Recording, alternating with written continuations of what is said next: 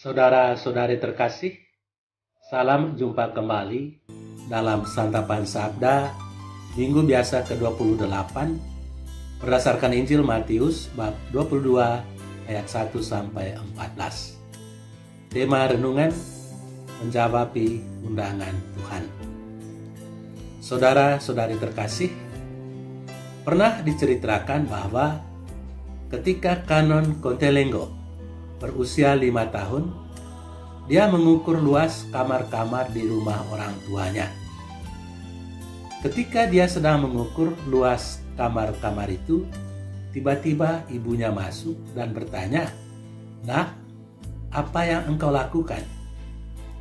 Anak itu menjawab, "Mama, saya ingin mencari tahu entah berapa tempat tidur yang bisa ditempatkan di rumah kita ini. Ketika dewasa nanti, saya ingin mengisi rumah kita ini dengan orang-orang sakit." Mamanya merasa heran dan sedikit terharu dengan cita-cita anak kecil itu. Tetapi apa yang terjadi? Pada tahun 1832, Kanon Kontelengo mendirikan sebuah rumah sakit jiwa penyelenggara ilahi di Turin, Italia. Rumah sakit itu menampung kira-kira 5.000 pasien dan telah menyelamatkan jutaan manusia yang menderita dari bermacam-macam penyakit, bukan cuma mereka yang menderita gangguan jiwa. Saudara-saudari terkasih,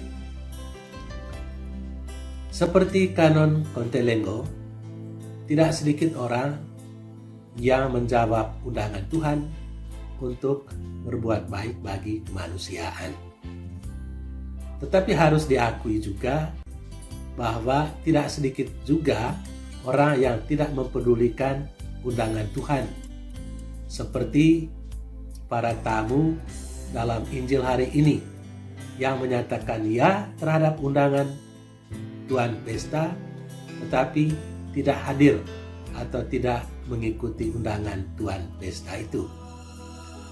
Saudara-saudari terkasih, di dalam Injil hari ini, Yesus menceritakan perumpamaan tentang seorang raja yang menyelenggarakan pesta perkawinan bagi anaknya dan mengundang sejumlah orang. Tetapi orang-orang yang diundang itu tidak datang, sehingga akhirnya raja terpaksa memanggil siapa saja di jalanan untuk hadir dalam pesta itu karena memang perjamuan sudah siap.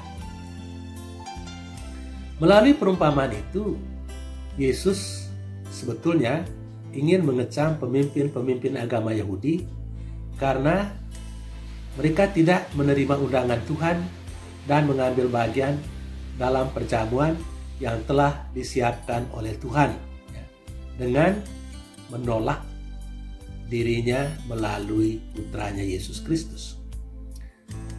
Orang-orang Israel sendiri dan para pemimpin agama Yahudi berulang kali menolak undangan Allah itu yang disampaikan melalui para nabi, termasuk Yohanes Pembaptis yang mereka penggal kepalanya. Lebih daripada itu, mereka tidak cuma membunuh Yohanes Pembaptis, tetapi juga berencana untuk membunuh Yesus. Itulah sebabnya Yesus berpaling kepada orang-orang lain, yakni para pendosa dan orang-orang bukan Yahudi. Namun, Yesus mengingatkan bangsa-bangsa lain itu untuk tetap berpakaian pesta kalau mereka ingin mengambil bagian dalam pesta perjamuan yang telah disiapkan oleh baginda raja. Orang yang tidak berpakaian pesta tetap tidak bisa ambil bagian pada perjamuan abadi yang disiapkan oleh Bapa di surga. Saudara-saudari terkasih, apa yang mau disampaikan oleh Yesus melalui perumpamaan ini? Para tamu undangan yang diundang ke perjamuan pernikahan putri raja itu adalah orang-orang Israel umat pilihan Allah. Oleh karena mereka menolak Tuhan dan kerajaannya, maka Yesus berpaling kepada bangsa-bangsa lain dan mengundang mereka juga untuk masuk ke dalam kerajaannya.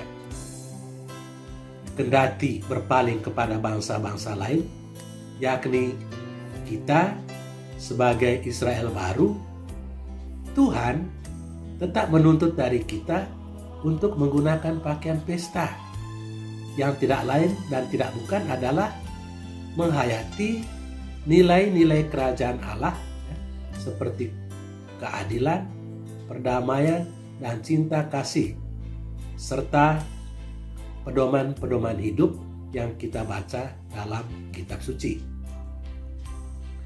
Saudara-saudari terkasih, kita mungkin tidak mampu menjawab undangan Allah dengan melakukan pekerjaan besar seperti yang dilakukan oleh Kanon Kotelenggo dalam cerita tadi, yakni mendirikan sebuah rumah sakit besar untuk membantu orang-orang yang menderita. Tetapi kita selalu dapat menjawab undangan Tuhan itu dengan membuat diri kita berarti bagi orang-orang lain. Teristimewa bagi mereka yang susah hidupnya dengan melakukan hal-hal yang mungkin kelihatannya sederhana tetapi sangat berarti bagi orang-orang yang kita bantu atau kita tolong. Menurut Santa Teresa dari Kalkuta, kita tidak dituntut untuk melakukan hal-hal yang besar, tetapi melakukan hal-hal yang kecil namun dengan cinta kasih yang besar. Jadi kita tidak dituntut untuk melakukan hal-hal yang besar, tetapi melakukan hal-hal yang kecil dengan cinta kasih yang besar. Tuhan memberkati kita. Amin.